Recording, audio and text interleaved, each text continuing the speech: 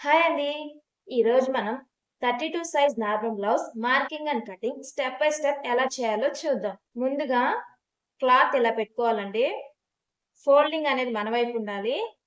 Opens అనేటివి మనకి ఆపోజిట్‌లో ఉండాలి. ఇప్పుడు ఇక్కడ ఒక లైన్ వేద్దాం.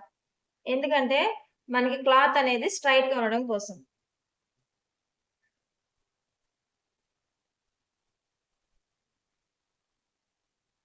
దీన్ని మనం కట్ చేసుకుందాం.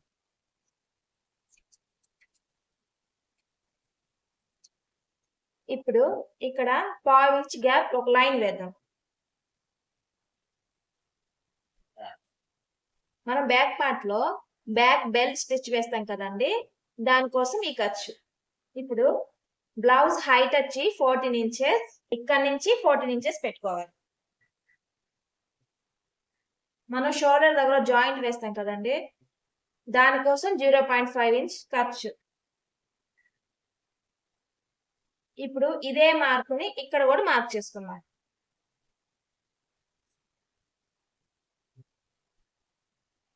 ఫోర్టీన్ ఇంచెస్ హైట్, ఖర్చు 0.5. ఇప్పుడు ఈ మార్కింగ్ కలుపుతూ ఒక లైన్ వేద్దాం.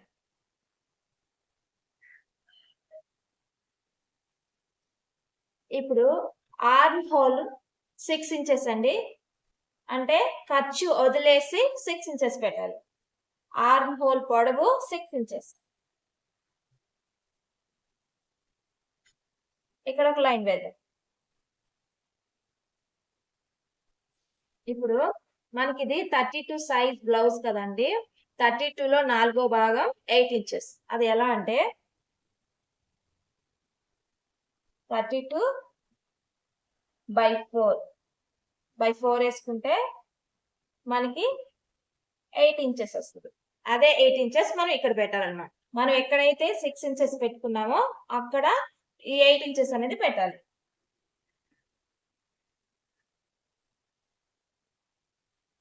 ఇట్లా అన్నమాట. ఇప్పుడు నడుం సైజు 28 అండి. 28 అండి.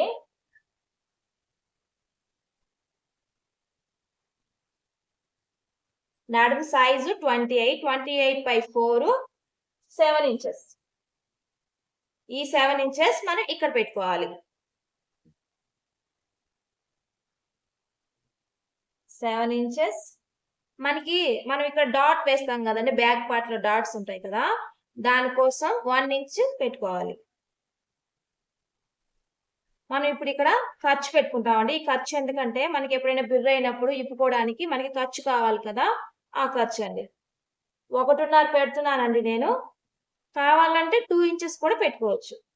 ఇప్పుడు మనం ఇక్కడ 1.5 ఇంచెస్ పెట్టాం కదా, ఈ 8 ఇంచెస్ దగ్గరది కూడా మనం ఖర్చు 1.5 పెట్టుకోవాలి. అంటే మీరు ఎంత ఖర్చు పెట్టుకుంటే అంతే పెట్టండి. నేను 1.5 పెట్టాను కాబట్టి ఇక్కడ కూడా 1.5 పెట్టుకుంటున్నాం. ఇప్పుడు ఈ రెండు లైన్లు మార్క్ చేస్తూ ఒక లైన్ వేయండి.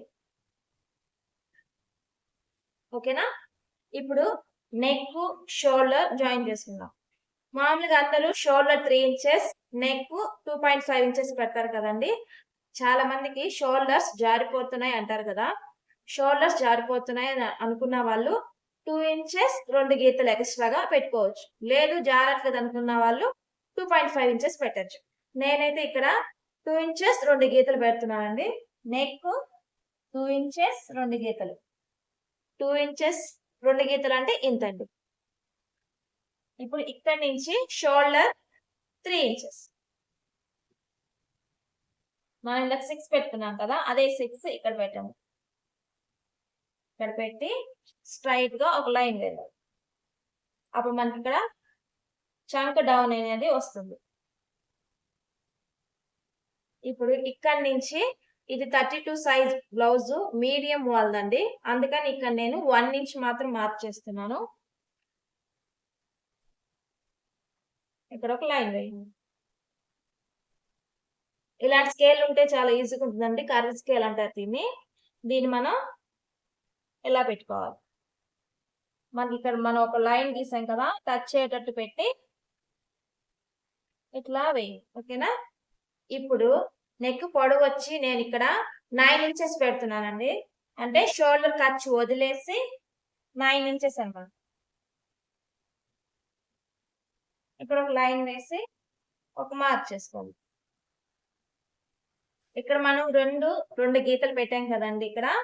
ఇక్కడ కొంచెం ఎక్కువ పెట్టుకోవాలి. ఎందుకంటే నెక్ అనేది కొంచెం బ్రాడ్ గా రావాలి కాబట్టి ఇక్కడైతే నేను 3 ఇంచెస్ పెడుతున్నానండి.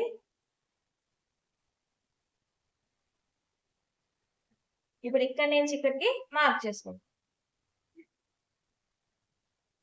ఇక్కడ నేను రౌండ్ నెక్ గీస్తున్నానండి కాబట్టి ఇలా పెట్టాలి. చాలా మంది ఇలా పెడతారండి, అలా పెట్టద్దు. ఇలా పెట్టుకోండి. ఇలా పెట్టుకున్నప్పుడు మనకి ఈ 2 లైన్స్ అనేటివి టచ్ అవుతాయి. ఇలా పెట్టుకొని ఇలా లైన్ మార్కింగ్ చూసారు కదండి. ఇప్పుడు దీన్ని మనం కట్ చేసుకున్నాం. నేను బ్యాక్ నెక్ ఇప్పుడే కట్ చేయడం లేదండి, లాస్ట్ లో కట్ చేస్తాను.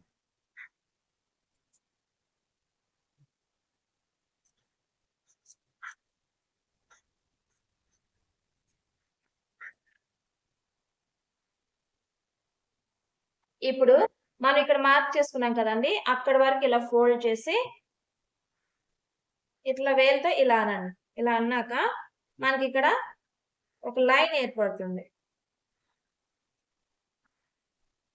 ఇక్కడ ఒక మార్క్ చేసుకోండి. మనకి బ్యాక్ సైడ్ డాట్ వస్తుంది కదండి, ఆ డాట్ హైట్ వచ్చి 4 ఇంచెస్. మనం ఇక్కడ 1 ఇంచ్ పెట్టుకున్నాం కదండి, ఆ 1 ఇంచు ఇటుపక్క 1/2 ఇంచు, ఇటుపక్క 1/2 ఇంచ్ మార్క్ చేసుకున్నాం.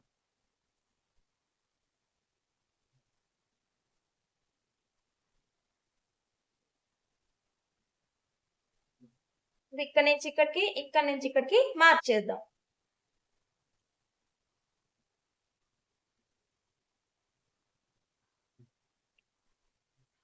ఇప్పుడు మనకి బ్లౌజ్ వేసుకున్నప్పుడు ఇక్కడ ముడతలు వస్తుంటాయి కదా, ఆ ముడతలు రాకుండా ఉండాలంటే ఈ కింద ఉంది కదండి, ఇక్కడ నుంచి పైకి 1/2 ఇంచ్ మార్క్ చేసుకోవాలి.